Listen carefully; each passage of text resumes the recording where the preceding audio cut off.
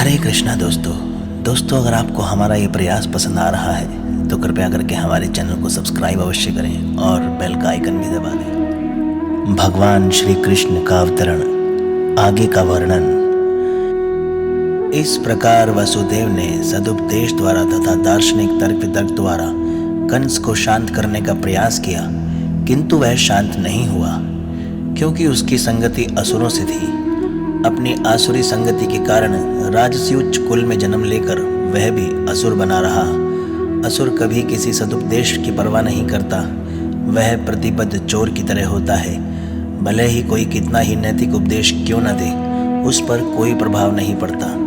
इस प्रकार जो लोग स्वभाव से आसुरी या नास्तिक होते हैं, वे मुश्किल से किसी सदुपदेश को ग्रहण कर पाते हैं, चाहे उपदेश कितना ही प्रामाणिक क्यों ना हो।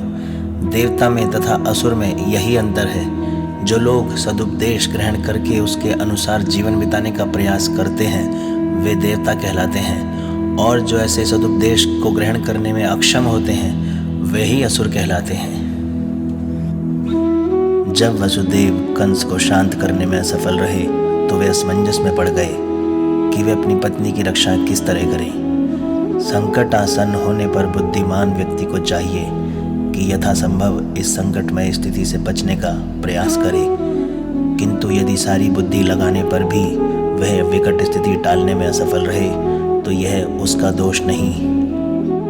मनुष्य को चाहिए जहाँ तक हो सके अपना कर्तव्य निभाए, किंतु यदि उसका प्रयास विफल रहे तो इसमें उसका कोई दोष नहीं होता।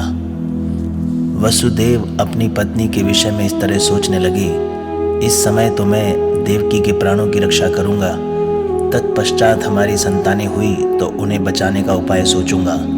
उन्होंने आगे सोचा, यदि भविष्य में मेरे कोई संतान होती है जो कंस को मार सके जैसा कि कंस सोचता है, तो देवकी तथा वह संतान दोनों ही बच जाएंगे, क्योंकि विधि का विधान अचिंत्य है। किंतु इस समय तो किसी तरह मुझे देवकी के प्राणों की रक्षा ही करनी है।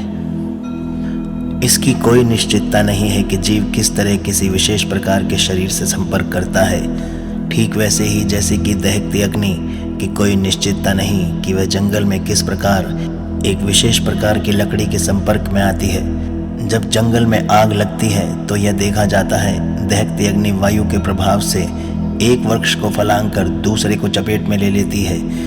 इसी तरह जीव अपने कर्तव्यों का पालन करने में चाहे जितना भी सतर्क क्यों न रहे, तो भी उसके लिए यह जान पाना अत्यंत कठिन होता है कि अगले जीवन में उसे कैसा शरीर प्राप्त होने वाला है।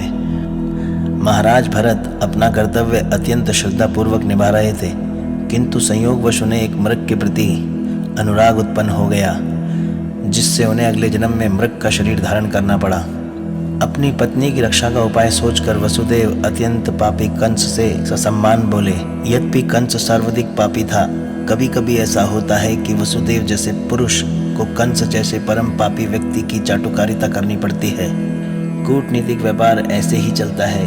यद्यपि वसुदेव अत्यधिक खिन्न थे, किंतु ऊपर से वे मुस्कुराने लगे।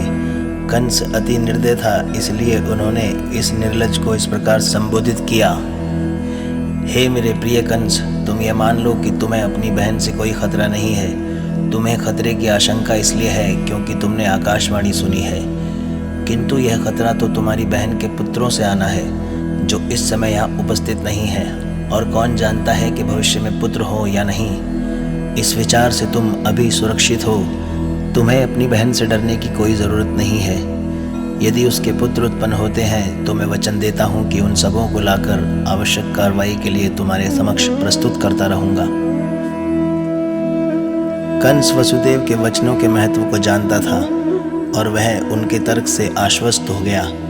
फलतः उस समय वह अपने बहन के जघन्य वध से विरत हो गया। इस प्रकार वसुदेव प्रसन्न हुए और उन्होंने कंस के निर्णय की प्रशंसा की तथा अपने घर लौट आए।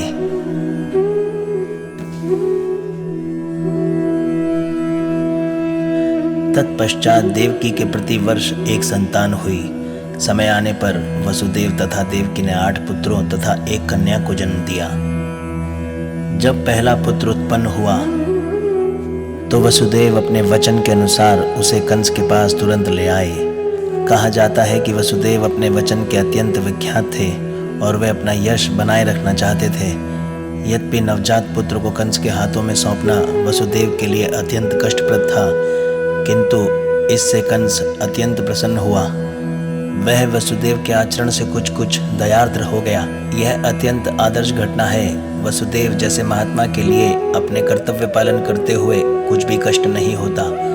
वसुदेव जैसे विद्वान पुरुष बिना हिचक के अपना कर्तव्य पालन करते हैं। इसके विपरीत कंस जैसा असुर कोई भी घृणित कर्म करने में कभी हिचकिचाता नहीं। इसलिए कहा गया है कि साधु पुरुष सभी प्रकार का कष्ट में जीवन सहन कर सकता है। विद्वान पुरुष अनुकूल परिस्थितियों की प्रतीक्षा किए बिना अपना कार्य कर सकता है।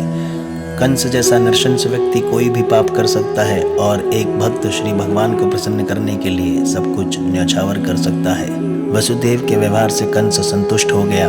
वह ये देखकर आश्चर्यचकित था कि वसुदेव अपने वचन का पालन कर रहे थे, अतः उन पर दयालु तथा प्रसन्न होकर इस प्रकार बोलने लगा। मेरे प्रिय वसुदेव, इस पुत्र को मुझे भेंट करने की कोई आवश्यकता नहीं है।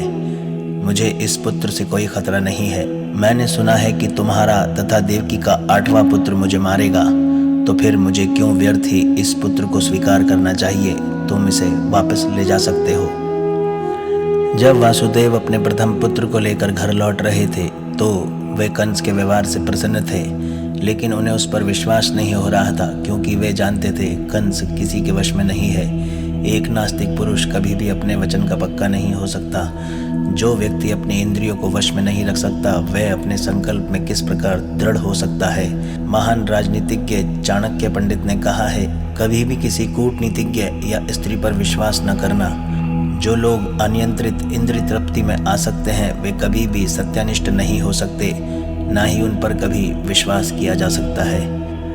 इस भाग में अभी के लिए इतना ही वर्णन। आगे का वर्णन लेकर हम अपने अगले भाग में उपस्थित होंगे। हरे कृष्णा दोस्तों, अगर आपको हमारा प्रयास पसंद आ रहा है तो कृपया करके हमारे चैनल को सब्सक्राइब अवश्य करें और बेल का आइकन अवश्य दबाएं। हरे कृष्णा।